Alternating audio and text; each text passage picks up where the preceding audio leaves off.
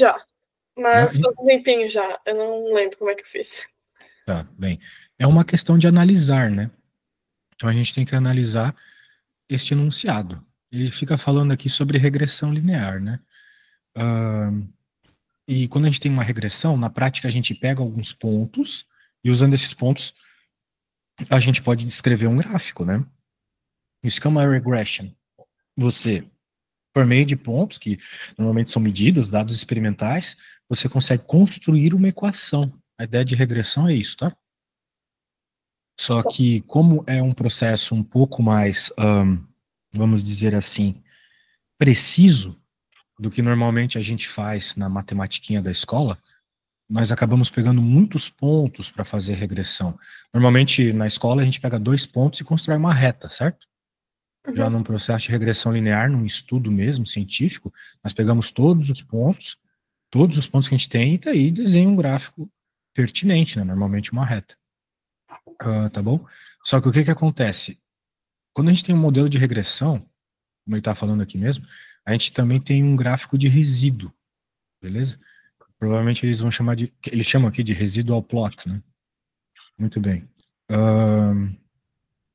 E o que que acontece, né? Esse residual plot, ele é meio que uma barra de erro nos teus pontos. Tu provavelmente já viu isso em algum lugar, é que aqui a gente não tem imagem, né? Mas é uma coisa mais ou menos assim. Você tem os seus pontos todos tortos aqui, né? E daí, tipo, dentro de um ponto, tu pode ter uma barrinha assim, ó. Tu já deve ter visto isso. Isso aí tem a ver com erro, né? O tal do residual plot que ele cita. Ok? Uma Muito bem. coisa em específico que eu não entendi muito bem de residual plots é, tipo, como que eu sei a diferença quando ele é um residual plot que ele é quadrático ou quando ele é linear, sabe? Ah, sim. Bem, isso provavelmente não vai ser linear sempre, tá? Quando não for linear, eles meio que vão deixar claro, tá bom? Eles vão deixar explícito, beleza? Então, É que eu aqui. lembro que a gente tinha uma pergunta numa prova que ele perguntava, tipo, eu posso até achar a prova aqui. Ele perguntava se ele é quadrático ou se é linear, aí eu não sabia fazer. Bem, pode ser muitas variáveis, né? Te trazendo isso, por exemplo, o próprio gráfico, né? Então, se tu vê o gráfico e ele tem um comportamento mais quadrático que linear, tu vai de quadrática, né? Mas eu não sei te dizer sem ver a questão, beleza? Beleza. Tá bom, mas continuando essa aqui. Então a gente pode entender que o que que acontece, né? A gente estava falando sobre o residual plot. Ele mostra, né, para cada ponto a diferença entre o valor observado e o valor previsto pelo modelo, beleza? Uhum. E essa diferença entre o valor observado e o previsto é o que a gente chama de resíduo. Então, a diferença de valor mesmo, é tu pegar um e subtrair do outro. Então, quando a gente tem um resíduo positivo, significa que o valor observado foi maior que o previsto, beleza? Então, de certa forma, quando isso acontece, o modelo ele subestimou o valor real, porque o valor do modelo está abaixo do valor verdadeiro, beleza? Isso é meio óbvio, né? Só estou dizendo algumas coisas meio óbvias aqui. E quando o resíduo é negativo, é exatamente o contrário. No problema, a gente tem dois valores de resíduos. A gente tem 4,6 e menos 2,2, certo? Um que subestimou e outro que superestimou. Tá bom? Tá bom. Então, por exemplo, para o ponto A, né? A gente tem esse resíduo 4,6, ou seja, a diferença entre o valor observado e o valor previsto no ponto A deu 4,6. Então, como é que a gente pode interpretar? A gente vai interpretar basicamente o sinal, né? Sinal positivo, porque o número é positivo, 4,6. Então, significa que o modelo subestimou o valor real, ok? Então, o modelo está abaixo, né? Em relação ao valor verdadeiro nesse ponto. O modelo deveria ter previsto então, um valor mais alto.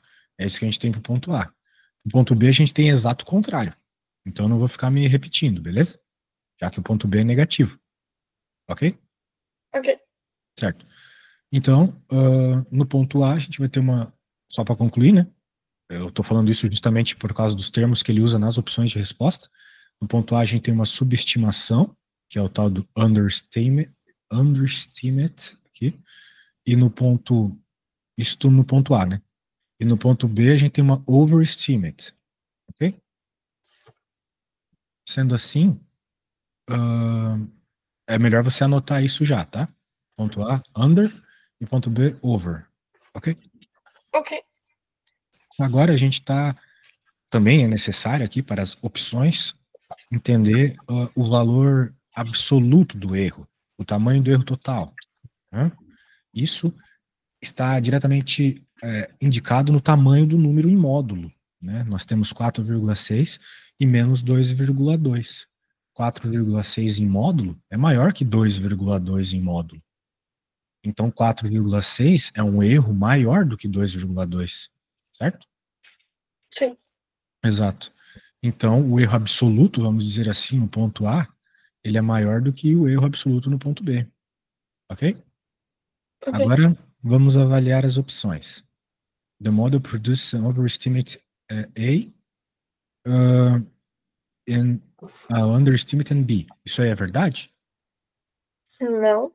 Não, então já não é a opção A, né? Bora pra B. Underestimate em A e overestimate em B. E aí? Sim? Sim, essa parte está certa. Based on absolute values of the residuals, there is a great error in model B with B, model with B than with A. E aí, essa segunda parte é verdade? O erro é maior em B do que em A? Em módulo? Eu não... Tem como mudar nos valores? Tem sim. Você não tá com a questão aí? 4,6 e 2,2. 4,6 em A, 2,2 em B. Então, o erro ele é maior no... então, né? Exato, como eu havia dito. Então tá errado. Porque aqui ele está dizendo exatamente o contrário, né? Então vamos ver a C. Overestimate em A e underestimate em B. E aí, o que você acha? Tá errado. Verdade? Tá errado, então já provavelmente é a resposta D. Underestimate em A e overestimate em B. Verdade. E o erro maior, o erro total, o erro absoluto, maior em A que em B. Ok? Ok. Amazing, questão D. Então, opção D como resposta certa dessa. Alguma dúvida? Não, acho que eu entendi direitinho. Eu tava meio confusa, mas acho que fez bastante sentido agora. Sim, essa questão não tinha essas coisas mais complexas como buscar compreender qual é o tipo de regressão que temos, né? Sim. Muito bem. E agora temos as questões da prova, né? Se você quiser trabalhar, deixa eu ver aqui. Tem uma travada. Ah, cara, esse meu programa trava. Computador, cara. Só um segundo até o computador voltar. Preciso baixar outro programa. Pronto, voltou.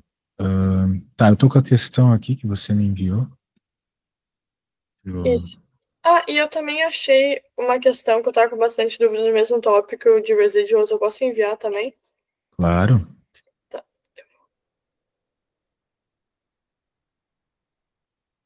Foi. Find the ration function whose graph matches all the conditions listed in each part below. Write the functions in the starter factor form. Ah, sim. Vertical syntax. Meu, venho trabalhando muito isso com o Pedro. Vertical syntax, horizontal syntax, esse tipo de coisa, né? Sim. Bem, e aí, qual foi o problema nessa questão? O que você não pode fazer aqui? Essa questão. Deixa eu só dar uma. Por favor, releia.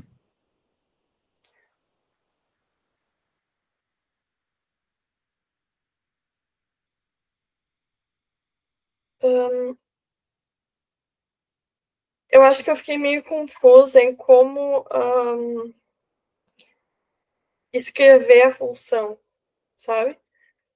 Porque eu só coloquei, eu acho que os valores, né? Mas acho que eu fiquei confusa em como escrever em si na standard form. Confuso em como escrever na standard form. Bem, o que ele quer dizer com standard form?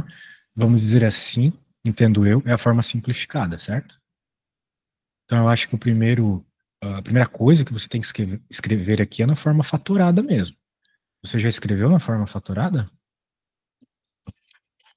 Eu escrevi ali o que eu coloquei. Eu coloquei 5 mais x sobre x mais 8, x mais 1, x mais 5. 5 mais x, mas nem tem 5 aqui. Cadê o número 5? Ah, tá, tem aqui, né? Menos 5, certo. É, mas eu acho que Ah, eu fiz alguma coisa errada quando eu fiz isso aí. não sei se. É, ah, tá. Cinto horizontal é em menos 5, né? Que eu vi um número meio errado aqui. Por algum motivo eu achei que era 3. Muito bem. Tá, vamos lá. De fato, você tem que fazer isso que você estava querendo fazer, escrever ahn, a equação, né? Na forma fatorada. Quando ele fala que a gente tem vertical asymptotes, a gente já sabe que isso tem a ver com os números de baixo da função, certo? Certo. Isso. Então aqui embaixo já não tem muito segredo. Acho que você sabe escrever como x com sinal trocado mais 8, x com sinal trocado menos 1, certo? Agora a Isso. parte de cima. O que está acontecendo ali na parte de cima? Ah, ele cita que a gente tem uma horizontal asymptote em menos 5. O que isso significa na prática, né? Significa que quando eu aplicar o limite nessa função, certo? Vai sobrar menos 5, ok? Uhum. Muito bem. Então, hum, eu preciso que o menos 5 esteja aqui, vamos dizer assim, certo? Sim. Na frente, multiplicando com alguém que eu ainda não sei quem é aqui, mas que de alguma forma, quando eu colocar os pontos, que eu não, o ponto, né, em especial, o enunciado me citou, eu consigo descobrir quem é, certo? Certo. Quando eu coloco x igual a menos 2, y igual a 1, eu consigo encontrar o valor dessa variável que eu não sei quem é. Então, será que você consegue encontrar o valor do a para nós aqui? Simplesmente substituindo estes valores, as coordenadas deste ponto, na função que eu criei até agora? Uhum. Então tá bom, quando tu encontrares o valor do a, podes me mandar uma foto no WhatsApp, tá? Tá. Então tá bom, sem pressa, faça do seu jeito.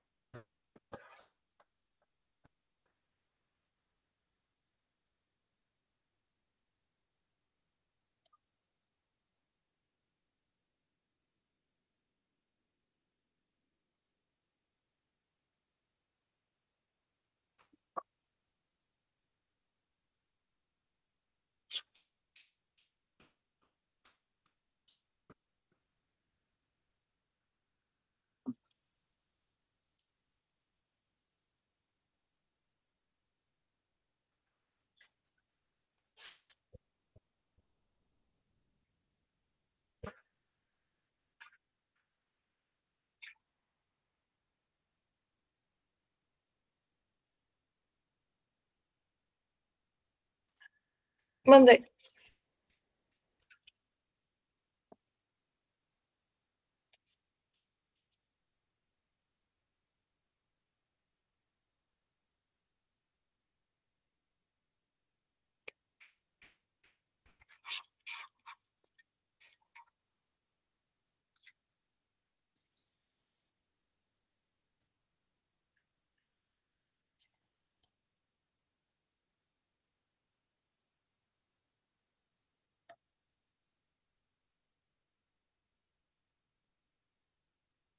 Let me see.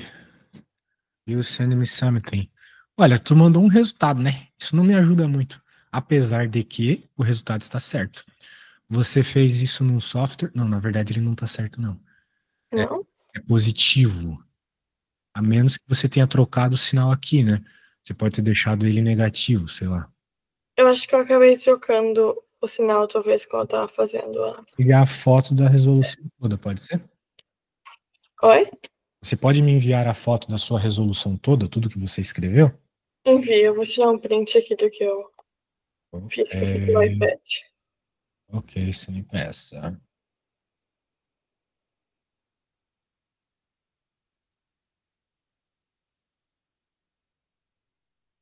Você vai ter prova, exame, alguma coisa assim? Eu vou ter uma prova a mais que eu vou fazer amanhã já. Ah, então tá bom. Aqui o Pedro parou de ter aula comigo recentemente. Uhum. Talvez ele passou ou não quer fazer essa prova sua. Você Passei. tá em exame? Eu passei também, mas eu escolhi fazer uma prova a mais para tentar aumentar minha média. Ah, então você é nerd. Legal.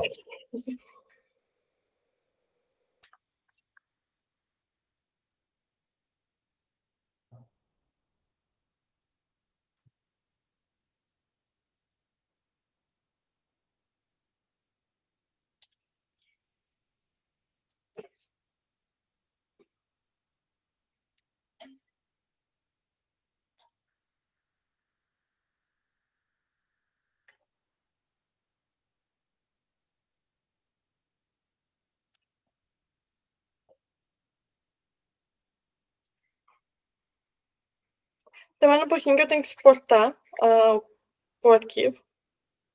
Sem problemas.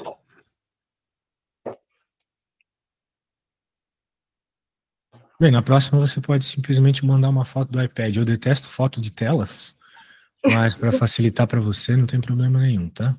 Eu acho que na próxima vez eu faço isso, que acho que vai ficar melhor. Ok. Sem problemas, sem problemas. Muito bem. Anyway, vamos para a outra questão que você me enviou. E você provavelmente só fez aquela mudança que você falou mesmo. Aqui, de novo, nós temos uma questão de avaliação. Não tem conta, né? Princípio. Blá, blá, blá. Um monte de coisa. Rabiscado pra caramba, né? Fica até um pouco difícil pro velho aqui enxergar as coisas.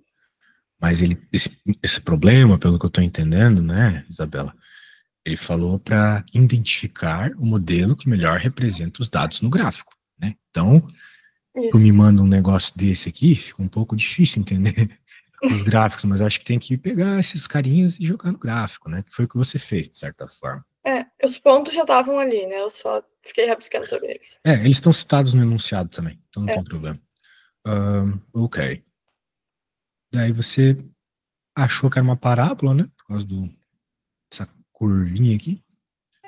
Muito bem. Because information about the rate of change is roughly linear model is best for C. Bem, o modelo linear, né? O que seria um modelo linear? É um modelo que, por sua natureza, tem uma taxa de mudança linear, constante, vamos dizer assim, ok? É sempre a mesma variação. Passou um dia, mudou uma quantidade de carros lavados. Passou outro dia, é a mesma quantidade que mudou. Vai crescendo ou vai decrescendo, sempre o mesmo valor, entendeu? Sim. É como se todo dia teu pai te desse, sei lá, R$ 100 de mesada.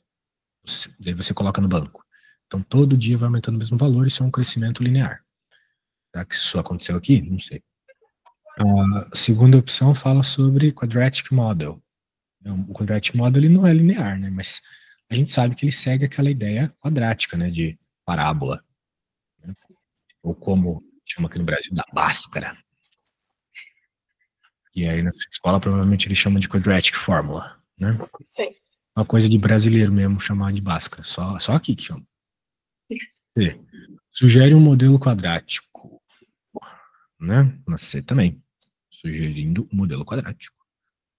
Só que ele está falando que ele sugere isso, neste caso da C, porque a taxa de mudança aqui na C é positiva e negativa. É diferente da B, onde ele cita que é uma mudança linear. Né? Na B ele cita a possibilidade de ser um quadratic model, mas a mudança é linear. Então isso aqui é meio contraditório, né? Na B. A C já não é contraditório, porque de fato, numa quadrática, você tem momentos de variação negativa e positiva. Isso que é uma parábola, né? Tipo uma montanha-russa, vai e volta, né? Sim. Isso, então, vai e volta. Muito bem. Claro que você pode estar pegando também apenas uma parte do modelo quadrático, né? Daqui para frente. Pode ser quadrático, você não vai ver a parte decrescente. Sei. Ok? Continuando. Opção D. Aqui ela está sugerindo para nós o modelo linear por partes. E a gente chama de piecewise linear model. Tá? Isso acontece quando a gente tem um comportamento não suave. Não é bem o caso aqui, tá? Quando a gente tem uma coisa meio assim, ó, retinhas mudando o seu comportamento não suave, tipo coisa de gráfico de dinheiro, tá? Muito bem. Agora, qual será a opção certa, né? Isso vai depender das informações do enunciado, dos pontos no gráfico. E parece que você achou que isso aqui é quadratic, certo? É. De fato. Porque a gente tem uma mudança não constante entre os valores, né? De um dia para o outro não foi a mesma quantidade de carros lavados, certo? Então já não pode ser linear, ok? Ok. E também teve variação de valores positivos e negativos, né? Uma variação, às vezes crescente, às vezes decrescente, como a gente espera de um quadratic. Então tem inversão na direção da variação, em outras palavras. E essa inversão é o que caracteriza o modelo quadrático, tá? Então, já não é a primeira, já não é a segunda, pode ser a B ou a C. Só que na B a gente viu um negócio meio bizarro, né? Que falava que era linear. Então não pode ser a B. Por isso a resposta é a C, ok? Não existe como tu teres uma variação, um modelo quadrático representando os teus dados, ele ser linear. Ou ele é linear ou ele é quadrático. Entende? Uma coisa é Sim. contraditória da outra. Beleza? Beleza. Amazing. E aí, o que mais nós temos? Temos outra questãozinha da prova, né? Vou pegar lá. São todas, tipo, eles vão juntos, né? Uma questão com... Sim. The graph of G has a vertical asymptote x9 and a horizontal asymptote x y0 and whole. Sabe o que é um whole? Sim, é um buraco na função, né? Quando tu tem as duas funções que eles chamam de twins têm o mesmo ponto, né? Exato. Ou seja, apesar de tu teres um 0/0, né, que é uma indetermination, isso não vai causar nenhum problema, assim, nenhuma assíntota na sua... Em outras palavras, não vai causar nenhuma assíntota na sua função, né? É como se você tivesse um comportamento normal, mas naquele ponto em específico, por causa das twin, tem buraquinho, certo? Certo. Buraquinho é o hole, por isso que ele chama de hole. Muito bem. Então, será que você consegue começar, pelo menos, essa questão B? Só aí tem que pegar de novo como é que é a função que foi criada antes, né? Não. É porque Não, lá nós estávamos falando da função f, né? Então não tem nada a ver com a questão A, é. ok? Então é uma coisa nova aqui. É um outro tipo que tem que criar, tá certo. Mas segue a mesma lógica, tá? Sim. Segue a mesma lógica. Bem, eu preciso ir no banheiro. Então tenta começar isso aqui sozinha Eu sempre faço assim com os meus alunos, tá? Para que vocês sintam a pressão da conta. E depois eu volto para ajudar, beleza? Beleza. Isso é rapidinho.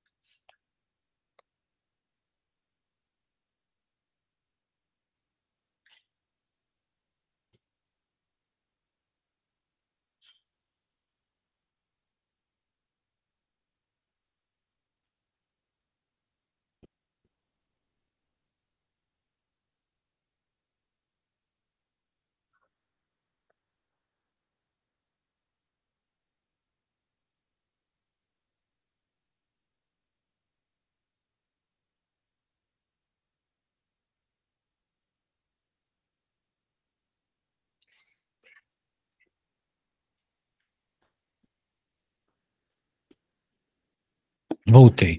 E aí, como é que vai? Tá indo. Eu comecei a fazer, aí eu fiz algo parecido que eu tinha feito aquilo ali. Aí eu percebi que eu coloquei o 2 em vez do 7, né? O roll. Bem, se você está falando da B, Isso. isso aqui seria sua B? Porque é Não, G não. aqui, né? É pra ser G, não F, né? É, sim, eu escrevi errado. Mas eu vou mandar o que eu tô fazendo, Ok. porque Bem, eu o roll é fiz. em 7, né? Então tem que É, ter 7 em cima e embaixo, né? isso foi o que eu tô fazendo agora, porque eu percebi que estava errado ali. Perfeito. Let me see. Dessa Bom, vez ele não falou sobre. Bem, ele até falou sobre horizontal syntactic, falou que é em 0. Interesting. Bem, vamos ver o que você fez até agora. eu vou mandar a foto aqui. Não terminei, mas tá, tá indo. Eu vou mandar o que eu fiz até agora.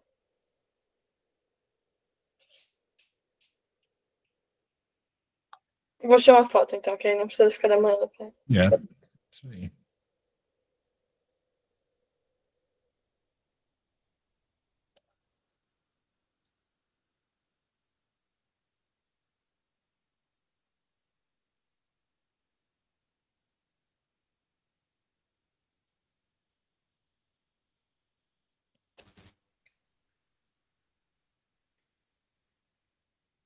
Deixa eu ver que você me mandou. Ah, sim. Tá errado. Bem, essa parte aqui tá legal até. E a de baixo eu não duvido que esteja certa a tua distributiva. Apesar de ela poder ser simplificada também, se você for um pouco empenhada. Mas falta uma coisa aqui, né? Falta um elemento que vai te ajudar a pegar a horizontal syntactic que o enunciado cita, né? Ele fala ali que você tem uma horizontal syntactic em y igual a zero, certo? Certo. Do jeito que tá aqui, porra, você mal usou a informação, algumas informações aqui, né? Por exemplo, onde que tá a informação do horizontal syntactic? O role até você usou, né? Vai colocar em cima e embaixo. Mas falta um cara aqui que eu coloquei na minha aqui em cima, que é o 5, né? Aqui eu tive que colocar o 5 porque ele falou para nós que a horizontal assim morria lá no 5, certo? Certo. Então, se eu faço o limitão aqui, beleza, eu tive que encontrar o A. Só que aqui tu não tens essa informação, né? Então tu tinha que colocar uma constante aqui para procurar o valor dela, ok? Utilizando a informação do horizontal syntax, right? Aí, É. aí aplicar o ponto depois, naquela constante. E uma coisa que você pode fazer aqui é aplicar o ponto. Isso já vai ajudar bastante já, né? Não precisa nem aplicar limite aqui. Por hora você já encontra o valor do K, ok? Ok. Note que como você tem o role, né? Você pode até pegar a twin function.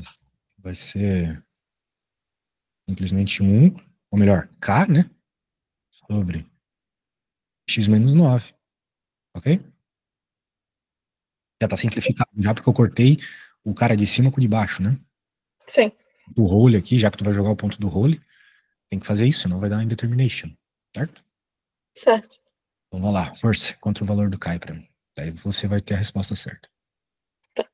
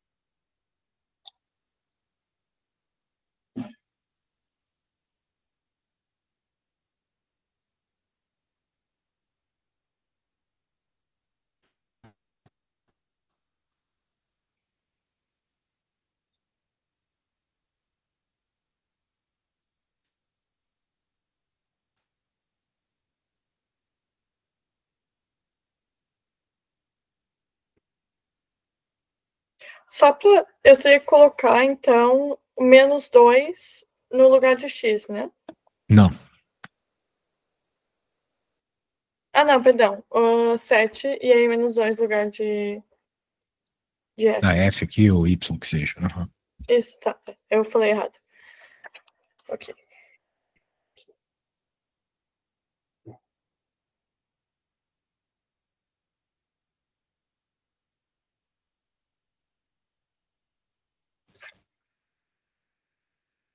Não, K não é zero, não, né? Não pode ser. Primeiro porque quando você tem um número embaixo, ele não passa subtraindo para outro lado, né? Passa multiplicando, certo? Sim. Então vai ficar menos 2 vezes menos 2, né? Certo? Certo. Tava do outro lado dividindo, vai para o outro lado multiplicando. Então vai dar 4. Ok? Ok. Então, cuidado aí com as matematiquinhas básicas. E aí, o que mais nós temos? Eu vou mandar mais um aqui que eu achei também.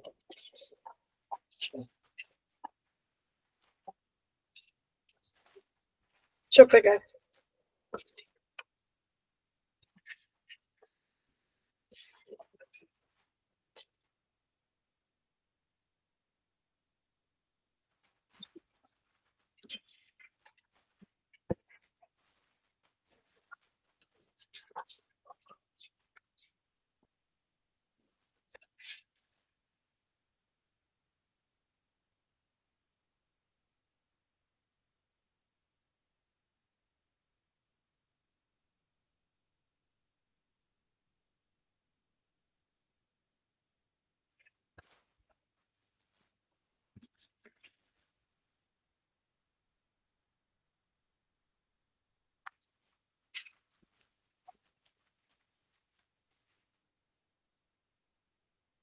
Foi.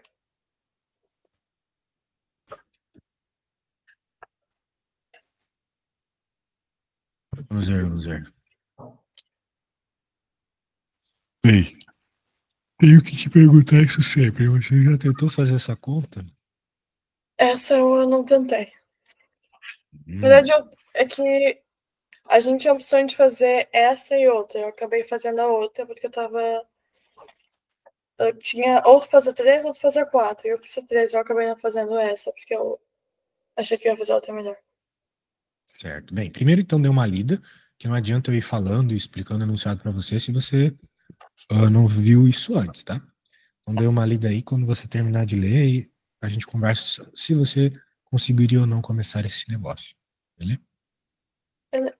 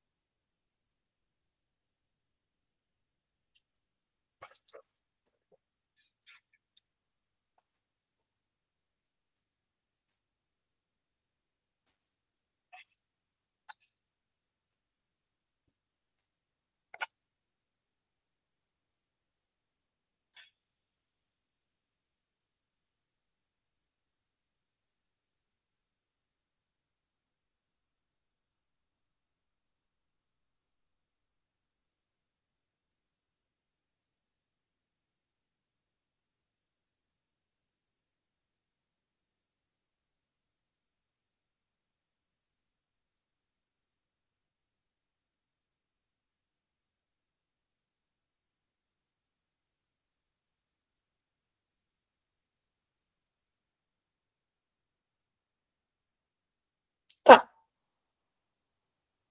Li. Então, será que você consegue me explicar o que está acontecendo? Tá. Então, tem esse gráfico, né, de g of x, que tem os rows ali em 4,2 e menos 5,3 sobre 2. E ele basicamente está falando que tem esse outro gráfico, né, que não está ali, não, que está na imagem, que é o h. E ele é o resultado de uma dilation verticalmente de 1 sobre 2, por, tipo, por 4 vezes. Então, tu faz ele um total de 4 e uma translation para baixo por 1 e depois para uma outra translation para esquerda por 3. Ele está pedindo basicamente, baseado nisso, qual que são os asymptotes verticais e horizontais da função. Original, né? Exato. A função H, que não é a função G que está sendo mostrada ali, né? Portanto, a gente teria que fazer todas essas transformações, né, na função para tentar entender como ela é de verdade, né? Uhum. Para descobrir quem é a H. Então, ele fala ali, dilatação vertical por fator 1,5, dilatação horizontal fator 4, translação para baixo 1 unidade, translação para esquerda 3 unidades, certo? Certo. Então, a gente, na prática, está interessado em observar esses efeitos nas assíntotas, certo? Então, por exemplo, quando ele fala de. Quando a gente está preocupado ali com assíntotas verticais, que, no caso, dependem dos valores que anulam o denominador, certo? Uhum. Então, a gente tem que ver qual dessas transformações aqui vai afetar as assíntotas verticais, né? Por exemplo, a dilatação horizontal por 4, que ele cita ali, horizontal by a factor of 4, multiplica os valores de x por 4, certo? E como as assíntotas verticais estão associadas com os valores de x, né? Isso vai afetar. Translação para a esquerda por 3, né? Subtrai 3 do resultado. Então também afeta. Agora, assíntota horizontal. Como é que a gente obtém elas? Aplicando o limite tendendo ao infinito, certo? Certo. Então, ele fala ali sobre a dilatação vertical de 1,5, né? A dilatação vertical de 1,5 diminui a assíntota horizontal no fator de 1,5. E a translação para baixo subtrai 1 do resultado. Então são coisas que afetam a assíntota horizontal, né? Porque se, por exemplo, a translação para baixo subtrai 1 do resultado, como eu falei, a tua assíntota vai estar para baixo, uma Sim. unidade. Pegou a ideia? Muito Então, bem. para fazer isso aqui, eu não preciso achar uma equação, é só pegar os valores que são achados no gráfico e fazer achar os horizontal asymptotes e aí fazer basicamente o que é dito ali, verticalmente, para baixo, etc. E aí tem resultado?